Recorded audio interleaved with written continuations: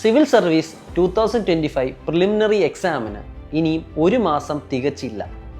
പല കുട്ടികളും ഇപ്പോഴും ഒരു സെൽഫ് ഡൗട്ടിങ് മെൻറ്റാലിറ്റിയിലാവാനുള്ള ചാൻസ് ഉണ്ട്.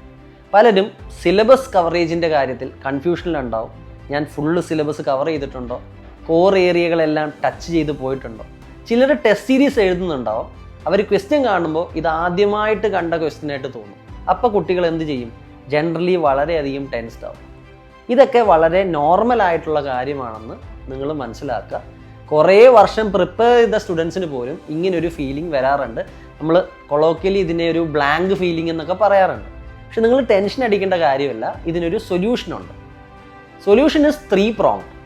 ഒന്നാമത് ബേസിക് ഏരിയാസ് അല്ലെങ്കിൽ കോർ ഏരിയാസ് നിങ്ങൾ കവർ ചെയ്തിരിക്കണം. സെക്കൻഡായിട്ട് UPSC റിപ്പീറ്റ് ചെയ്യുന്ന ചില തീമുകളുണ്ട്. ഇപ്പോൾ എക്സാമ്പിൾ നിങ്ങൾ എടുത്തു കഴിഞ്ഞാൽ കുറേ വർഷമായിട്ട് ഏൻഷ്യൻ്റ് ആൻഡ് മെഡീവൽ പോർട്സിനെ പറ്റി UPSC ക്വസ്റ്റ്യൻ ചോദിക്കുന്നത് നമുക്ക് കാണാം. ബയോടെക്നോളജിയിൽ നിന്ന് സ്ഥിരമായിട്ട് ചോദ്യങ്ങൾ നമുക്ക് കാണാം.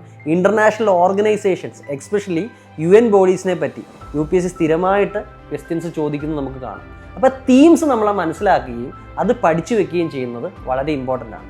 ഇനി തേർഡായിട്ട് വരുന്നത് കറണ്ട് അഫെയറിൻ്റെ പ്രോപ്പർ കവറേജ് ആണ്. കറണ്ട് അഫെയർ നിങ്ങൾ കവർ ചെയ്താൽ ഓബ്വിയസ്ലി നിങ്ങൾക്ക് എന്ത് കിട്ടും? ഒരു പ്രോപ്പർ എഡ്ജ് കിട്ടും. ബാക്കി കുട്ടികളെക്കാട്ടും നിങ്ങൾക്ക് സ്കോർ ചെയ്യാനും പറ്റും. അപ്പോൾ 3 കാര്യമാണ് ഞാൻ പറഞ്ഞത്. കോർ ഏരിയാസ് കവർ ചെയ്യുക എന്നുള്ളത് ഉറപ്പുവരുത്തുക. രണ്ടാമത് UPSCയുടെ റിപ്പീറ്റഡ് ആയിട്ടുള്ള തീമുകൾ മനസ്സിലാക്കുക. മൂന്നാമത് കറണ്ട് അഫെയറും കവർ ചെയ്യുക. ഇനി ഇതെങ്ങനെ ചെയ്യുമെന്നുള്ള ഒരു കൺഫ്യൂഷൻ നിങ്ങൾക്കുണ്ടാവും. ഇതിന് നിങ്ങളെ GEC ഹെൽപ്പ് ചെയ്യുന്നതായിരിക്കും.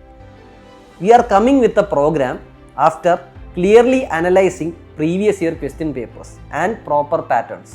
ഞങ്ങളുടെയൊക്കെ സമയത്ത് പരീക്ഷ കഴിഞ്ഞ കുട്ടികൾ ജനറലി പറയുന്ന ഒരു കാര്യമുണ്ട്: പഠിച്ചതൊന്നും പരീക്ഷയിൽ വന്നില്ല, ചോദിച്ച ക്വസ്റ്റ്യൻസ് ഒന്നും നമ്മൾ പഠിച്ചിട്ടുമില്ല. ഈ ഒരു സ്റ്റേറ്റ്മെൻറ്റ് UPSC പ്രിലിംസിലും വളരെ റിലവൻ്റ് ആണ്. എത്രയൊക്കെ പഠിച്ചാലും നമ്മൾ പഠിച്ച ഭാഗത്തു നിന്ന് ചോദ്യം വരുമെന്ന് ഒരു നിർബന്ധവുമില്ല.